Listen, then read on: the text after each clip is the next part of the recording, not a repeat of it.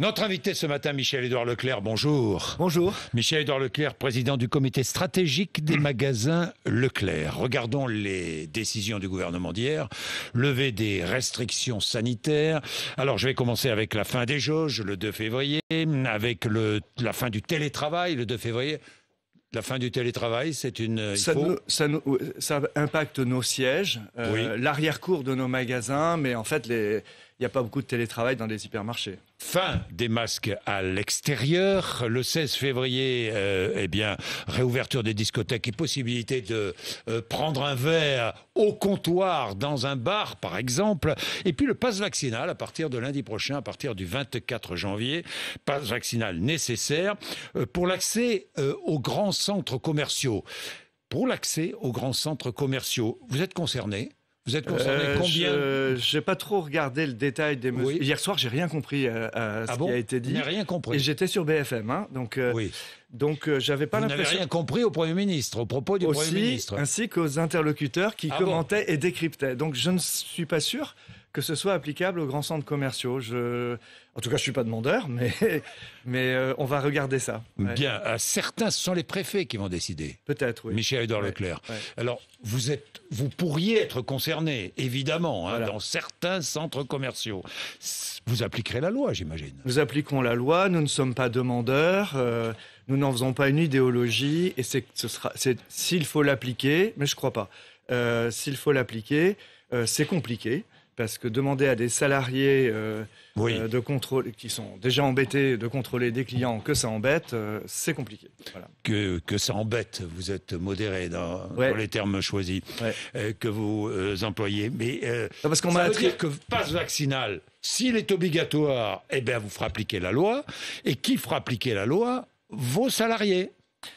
Voilà, moi j'ai dit tout ce que j'avais à dire. Après, comme ça c'est politisé, que beaucoup de gens, notamment dans le mouvement anti-vax, cristallisent sur Je sais, vous avez été épinglé d'ailleurs par les anti-vax. Cette petite sphère qui se bourre le mou là ensemble. Donc moi je vous le redis, je suis pas demandeur du pass vaccinatoire ou vaccinal, je sais plus comment on dit. Oui. Et j'ai pas envie d'emmerder mes salariés, j'ai pas envie qu'on fasse des opérations de police. Je trouve que l'État doit assumer la règle sanitaire. Ça, c'est ma position. Moi, je suis vacciné, j'ai fait mes choix. Après, c'est à l'État, c'est au corps médical d'assumer la politique médicale. Les autotests, vous en avez vendu beaucoup. 1 200 000 depuis 2 jours avant le réveillon. Depuis 2 jours. Et vous en reste? Oui. Vous en avez un stock? Oui. Est-ce que vous demandez à pouvoir les vendre après le 31 janvier? J'ai compris qu'il fallait pas que je demande et que je laisse faire la mécanique de décision collective. Vous ne devez pas demander. Vous ne devez pas demander. Non, parce qu'il suffit que... Moi, j'y crois. Hein. Enfin, je veux dire, on a montré qu'on a divisé les prix par 4, qu'on en a trouvé quand les pharmaciens n'en trouvaient pas. Je ne veux pas non plus emmerder les pharmaciens. Donc, c'est simplement, on a un service possible, c'est de les vendre, c'est d'en trouver, c'est de les vendre moins cher. Si le gouvernement pense qu'on a des vagues, que ça peut revenir, que c'est bien qu'on s'auto-teste, nous sommes partisans de continuer d'en vendre pas cher. Voilà, je vois que vous êtes sur la réserve, hein, parce que c'est vrai que tout le monde est crispé aujourd'hui. Hein. Ah oui. Vous ne trouvez pas? Non, mais tout le monde est crispé et violent et dit n'importe quoi. C'est pareil, hein, les FFP2, voilà, on en a. J'allais y venir. On en a, on les achète aux mêmes fournisseurs que les autres circuits européens, que les autres circuits de l'hôpital ou de la pharmacie. Ils sont aussi bons. On les vend 5 fois moins cher. Alors, comment faites-vous pour les vendre 5 fois moins cher? Boîte de vin vendue 7,90 €. C'est moins que ça. Même moins que ça. Alors, je sais plus, j'ai fait la liste des prix à apprendre par cœur ce matin, de la baguette à... Oui, la baguette, je vais y venir. Au masque. Je vais y venir, oui. Non, en fait... les pharmaciens font bien leur boulot. Le secteur privé français de la pharmacie a été sollicité par le secteur public. D'ailleurs, c'est vrai pour les infirmières, hein, c'est beaucoup d'infirmières libérales qui travaillent à l'hôpital. Et tout le monde a bien travaillé. Moi, je suis en appoint, les grandes surfaces sont en appoint. Il y a un truc qu'on sait faire et qu'eux ne savent pas faire, c'est d'acheter pas, on est allé les chercher en avion. On est allé les chercher en avion. Les syndicats de la distribution disaient les masques, c'est pour nos salariés. Les syndicats de l'hôpital disaient les masques, il n'y en a pas, c'est pour l'hôpital. On a réussi. Vous savez combien de masques on a réussi à distribuer sur le marché français, rien que nous, Leclerc, 1,2 milliard. 1 milliard 200 millions de masques. Ouais. Nous, les épiciers, nous, les distributeurs. Alors, si vous additionnez ceux d'Intermarché, ceux de Carrefour, etc., c'est énorme. Et en plus, personne n'en a parlé, mais tous les grands industriels sont allés aussi chercher leurs masques. Donc, nous sommes capables de faire ça. Moi, ce qui m'importe, c'est d'être utile dans une situation de crise. Et toutes ces polémiques corporatistes là-dedans, que ce soit avec les pharmaciens, que ce soit avec les boulangers, franchement, c'est pas le sujet. Ou avec les agriculteurs.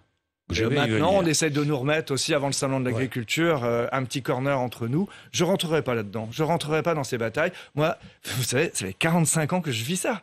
45 ans qu'à chaque moment de l'année, on nous oppose à une corporation. Alors, oui, mais Thierry Marx, c'était c'est ce matin. C'est pas petit agriculteur. Non, c'est pas petit agriculteur. 500 € de revenu et on court pas. On n'a pas les mêmes clients. Oui. Alors, il dit, voilà, je cite, on nous fait encore le coup du low cost, en parlant de la baguette. Pas que de la baguette, la côte de porc aussi. Ouais. On nous fait le coup du low cost qui dégrade notre économie depuis les années 70 pour attirer dans les magasins. Jouer les vertueux, la main sur le cœur, c'est un peu facile. Le low cost, c'est une vieille ficelle. Ce n'est pas la réalité de la production. Le low cost ne protège pas les plus modestes. À Michel-Édouard Leclerc, je dis, arrêtez le low cost. Ouais. Ça, c'est un peu douteux. S'il veut créer un concept de nourriture pas trop cher, qu'on pourrait commercialiser à sa marque dans nos magasins, avec plaisir. Pour le moment, je dis, il ne travaille pas pour la même cour. Il reçoit beaucoup de journalistes, beaucoup d'hommes politiques, beaucoup de touristes étrangers, les menus sont chers, c'est très bon chez lui, il n'y a pas de problème. Il écrit des livres, il parle beaucoup du judo et des arts martiaux. Moi, j'adore ce mec. Mais il faudrait qu'il vienne dans nos magasins, à Sarcelles, à Moisselles, il faudrait qu'il vienne en zone rurale, et il s'apercevra qu'au prix de ces menus, il ne nourrira pas grand monde. Donc moi, mon boulot, c'est pas de m'occuper de lui ou de ses clients, c'est de m'occuper des 18 millions de clients qu'il y a dans les centres Leclerc. Tous ces gens qui nous donnent des conseils, ils oublient que 18 millions de Français viennent faire leurs courses au principal chez Leclerc. C'est ça ma responsabilité. Et ces 18 millions de Français, en général, ils ont un revenu médian qui est de l'ordre de 1 850 à 2 000 euros avant de faire leurs courses. Et là-dedans, dans ces 18 millions de clients à qui il faut fournir de la nourriture saine et pas trop chère, il y a en plus, chez nous, chez Leclerc, chez aussi Intermarché, Aldi et Lidl, nous avons ces 8 millions à 9 millions de Français que le Secours populaire qualifie de revenus indécents ou insuffisants. Et ces gens-là, ces consommateurs-là ont besoin de prix bas, ils ont besoin d'aide, et nous sommes là pour ça. Moi, c'est ma seule préoccupation. Moi, si je me présentais aux élections, c'est pour ces gens-là. J'ai fait un parti pris, sans jeu de mots, c'est celui des gens qui ont besoin d'acheter moins cher. Tiens, petite parenthèse, vous n'avez jamais eu envie de faire de la politique? Si, avec mon père, on avait créé un slogan qui s'appelait le parti pris. Oui. Après, il était complètement allumé. Mon père, il voulait aller exposer une tribune justement sur la social distribution. Il voulait s'engager. Mais non, c'est pas un monde pour nous. Je pense qu'on est vraiment utile sur le carrelage des hypermarchés. Je vous dis ça parce on est vraiment utile sur le terrain. Ouais. Sur le terrain, mais je vous dis ça parce que après la fameuse polémique autour, je vais y revenir, de la baguette à 29 centimes, les politiques, dans leur majorité, pas tous, vous ont éreinté, Michel-Édouard Leclerc. Ça vous a touché, j'imagine, mais pourquoi, selon vous? Pourquoi vous ont-ils éreinté? Pour faire de la communication, comme ils savent très bien faire, tous, les uns et les autres. Hein. Je le sais, je suis le premier concerné, mais dites-moi. Il y a deux choses qui m'ont impressionné. Oui. D'abord, ils fonctionnent maintenant comme sur les réseaux sociaux, c'est qu'ils dénoncent par ailleurs. C'est-à-dire qu'ils ne prennent pas le temps de lire. Par exemple, sur la baguette, on n'a pas baissé les prix, c'était les prix moyens qu'il y avait dans les centres Leclerc, on les a bloqués, d'accord? Et donc, vous avez des hommes politiques qui se retournent vers l'État et qui disent, par exemple LFI disent il faut bloquer les prix de première nécessité. Moi, je le fais Eux, ils critiquent ce que je fais, mais ils le demandent. C'est vrai qu'ils demandent le blocage des prix. Voilà. Ils disent faut pas toucher aux agriculteurs, mais ils ont proposé de bloquer les fruits et légumes. Bah, quand même, c'est produit par des agriculteurs. Donc, j'ai vu des gens qui dégainaient comme ça les uns par rapport aux autres. En fait, ils sont dans un jeu vidéo, ils sont dans les réseaux sociaux. Et je comprends mes enfants, je comprends les gens qui sont autour de moi, les jeunes, qui trouvent que... Il y en a beaucoup. Ouais. Qui ne savent pas pour qui voter, voilà. où aller voter. Ça m'a impressionné. Et oui, qui n'ont pas envie d'aller voter. Ce qui est pire encore.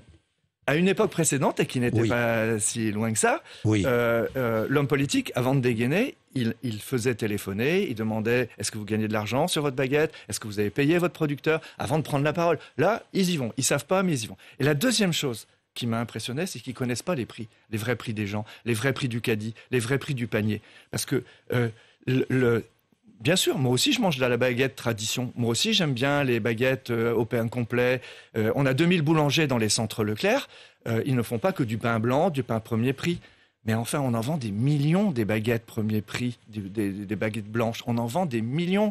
Et il y a des gens, vous voyez, qui sont chez nous, et moi ça m'émeut, et qui partent du magasin en réclamant le ticket qu'on veut leur faire supprimer parce que c'est du papier, en réclamant le ticket parce qu'ils sont à 1 euro près. Et on a besoin d'avoir, dans ce monde d'inflation qui redémarre, et alors que les salaires sont bloqués ou que les petites retraites sont bloquées, on a besoin d'avoir des signaux que des gens comme Leclerc, que des gens comme Intermarché ne vont pas se goinfrer alors que l'inflation va augmenter. La baguette, 29 centimes jusqu'à quand ? Bloquée 6 mois. 6 mois. Ouais, elle était entre 22 centimes et 32 centimes dans les centres Leclerc. Oui. On nous a, je rectifie des choses qui ont été dites, donc on ne l'a pas baissé, on n'a pas fait un coup, c'est le blocage qui est important parce qu'on va arriver à une inflation à 4%, j'ai voulu qu'il y ait un marqueur fort, le pain des Français, c'est un minimum, ça doit être... Normalement, on doit donner le pain même à quelqu'un qui n'en a pas. C'est quoi ? C'est une opération de communication ? Oui, c'est aussi une opération de communication. Enfin, de marketing. On en vend des millions quand même, c'est pas que de la com. Mais c'est une opération dans le même style que le blocage du prix des carburants, le carburant à prix coûtant, dans le même style que de fournir des repas à 1 euro pour les étudiants ou autres, 21 euros, 21 repas. Ce que le président de la République a demandé de faire au restaurant universitaire pour les étudiants, 1 euro, quand c'est Leclerc qui le fait, c'est pas bien. Cherchez l'erreur. Les kits hygiène, les kits sanitaires, les kits menstruels pour les jeunes femmes, ça coûte très cher à un moment donné, toutes ces marques, etc. 2,25, un kit menstruel. Moi, j'avais pas l'habitude d'aller sur ces zones-là, mais on a vu, en recevant toutes ces femmes dans les magasins avec des associations à l'initiative de Marlène Schiappa, on a vu que l'hygiène féminine, ça avait un coût, et donc il fallait investir sur des marqueurs. J'ai compris, mais cette baguette, vous la vendez à perte ? Non. Non. Il y a 14 centimes de coût matière. Oui. Nous avons accepté 2 hausses tarifaires récemment des meuniers. Oui. Faut savoir que quand le blé augmente de 30%, ça fait augmenter la baguette de 1 centime. D'accord ? Donc, nous avons pris ces hausses, nous avons fait nos prix, nous gagnons de l'argent dessus. C'est une baguette premier prix et nous vendons plus de baguettes. Alors, je parlais des politiques tout à l'heure, Michel-Édouard Leclerc. Donc, mais c'était pas la peine de chercher à nous opposer aux agriculteurs. On a payé. Christiane Lambert dit Michel-Édouard Leclerc n'est pas le champion des prix bas, il est le champion des faillites en France. Ouais, bon, ça mange pas de pain de dire ça. Hein, ça mange pas de pain, ouais. Oui. Bon, mais l'un de vos concurrents dit, on s'aligne à regret, c'est le patron de Lidl France qui dit ça, on s'aligne à regret, nous sommes obligés de nous aligner, la baguette à 29 centimes, ce n'est pas très responsable, aberration alors que le prix du blé augmente, cela envoie un message dramatique au monde agricole en grande détresse. Voilà ce qu'il dit, Lidl. Oui, lui, il vient du hard discount, c'est lui qui cassait les prix, lui, il s'est embourgeoisé. Il a reçu maintenant le président de la République au Salon de l'Agriculture, il a oublié d'où il vient, il a oublié que ses clients sont les mêmes que ceux qui viennent dans les centres Leclerc et qu'ils ont besoin de prix bas, que je prenne le relais pendant que lui s'embourgeoise, moi ça me gêne pas. Bon, est-ce que vous allez bloquer d'autres prix ? Oui. Oui ? Ouais. Lesquels ? En fait, c'est chez vous d'ailleurs que j'ai annoncé ça très vite parce que c'était la loi du silence. Oui.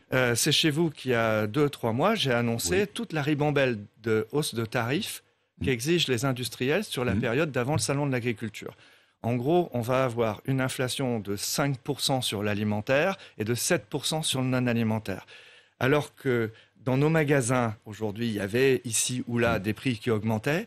Là, c'est tout le fond d'un rayon que, du fait de la crise du Covid, du fait de la crise des matières premières, du renchérissement de l'énergie, tout ça, ça va augmenter. Donc ça se passe dans nos magasins. C'est jamais l'industriel qui revendique la hausse de ses prix. C'est pas L'Oréal, Danone, Michelin qui va dire je fais augmenter mes produits. C'est chez Leclerc, chez Intermarché, chez Système U, chez Carrefour que ça va se passer. Donc moi, je me sens responsable des 18 millions de clients qui sont là, qui sont dans mon magasin. Donc vous allez bloquer d'autres prix. Nous allons d'abord discuter de la réalité de ces hausses.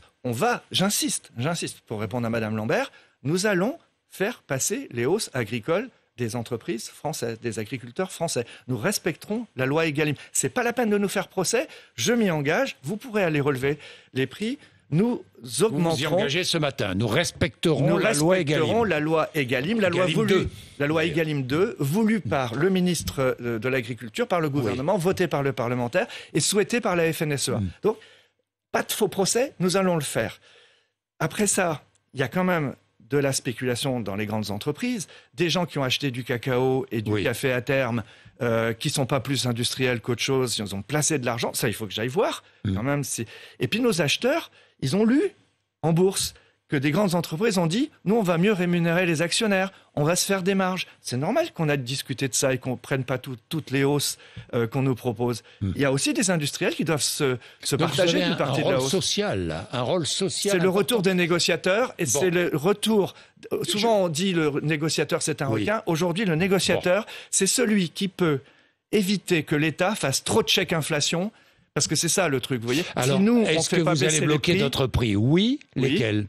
Je ne sais pas. La côte de porc, déjà, Non, ça c'est très différent. J'ai vu dans la bande-annonce, la côte de porc, c'est une promotion qu'on a fait avec les producteurs. C'est fait avec les producteurs. Pourquoi ? Parce qu'un porc, un banc de porc, ça met assez longtemps à grandir. Et arrivé à une certaine phase, si le porc n'est pas vendu, s'il n'est pas vendu à Noël, il fait du gras. Et donner à manger à un porc qui s'alourdit avec du gras, ça coûte très cher aux agriculteurs. Donc, on fait des opérations dites de déstockage. De déstockage. Voilà. Mais quel genre de prix ? Mais j'insiste. Vous pourrez bloquer les prix. J'insiste. Permettez-moi de le dire. Oui. Nous ne vendons que du porc français. Beaucoup de porc breton. J'y suis pour quelque chose. Nous sommes celui qui achetons le plus cher, le porc en France. C'est nous qui faisons, c'est Leclerc qui sur le marché à Plérin, encore hier soir, achetait plus cher que tous nos concurrents sur le marché du porc à Plérin. Tout ça est vérifiable. Donc on peut acheter plus cher aux agriculteurs, prendre sur sa marge et faire des opérations bénéfiques aux consommateurs. Et bloquer les prix sur quels produits ? Des produits, il faut pas que des gens perdent confiance. Mais alors quels produits ? Alimentaires ou pas qu'alimentaires ? Pas que. Sur d'autres produits ? Je vais donner des idées à mes concurrents. Allez-y. Il y a 200 à 300 articles qui sont, mais depuis le Ricard jusqu'au Nescafé, des produits dont les Français connaissent bien les prix. Ce sont des marqueurs de l'évolution de l'inflation. Ce sont des marqueurs du pouvoir d'achat. Donc ce sont ceux-là. Sur ces marqueurs, il faut bloquer les prix. Je ne dis pas que ce sont ces deux-là, mais il ne faut pas perdre la confiance sur ce moment de reprise de la croissance. Quand est-ce que vous allez annoncer ça ? Je vous téléphonerai. Non, mais bientôt, vous allez annoncer une série de blocages des prix. C'est ce qu'on a fait avec les masques. Mais c'est ce qu'on a fait avec les carburants à Noël. Personne ne fait. Les carburants, vous allez reprendre une... Oui. Vous avez vu. Quand est-ce que vous allez reprendre à prix coûtant ? À tous les candidats à l'élection présidentielle qui sont putativement capables d'être élus, je rappelle que le prix des carburants aujourd'hui est plus élevé qu'au début des Gilets jaunes. Donc, celui qui va arriver président de la République après le mois de mai, là, il va se retrouver avec des prix de carburant plus élevés qu'avec vous allez bloquer Donc, les prix. Laissez-nous faire le job de vendre moins cher. Vous allez bloquer les prix du carburant ? Oui. À nouveau, nouvelle opération ? Je ne vais pas annoncer à Carrefour et à Auchan ce que je vais faire d'abord. Mais nouvelle opération ? Vous n'allez pas leur dire ? Non, je ne dirai rien. On va faire des opérations comme ça. Oui. De nouveau. Au printemps, bientôt, là, pendant la campagne. J'ai qu'un seul objectif. Satisfaire les 18 millions de clients. 18 millions. Combien d'élus rêvent d'avoir un rapport de confiance avec 18 millions de Français. Sur les 18 millions de clients des centres Leclerc, 14,2 millions ont la carte Leclerc. Quand je prends le train, le contrôleur, avant de me demander soit mon pass, soit mon billet, me montre sa carte Leclerc. Ça me rend responsable. Ça rend mes collègues des centres Leclerc responsables, chacun dans leur ville.